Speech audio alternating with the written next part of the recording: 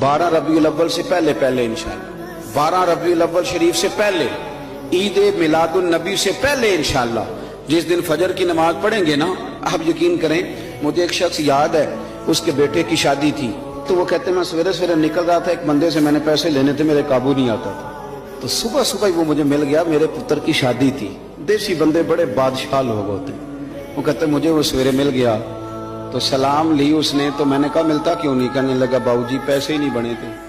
कहने ने मैं कहीं दराए सीने लगा, अज मेरे पुत्र दा ब्याह जा तेनू माफ कीते।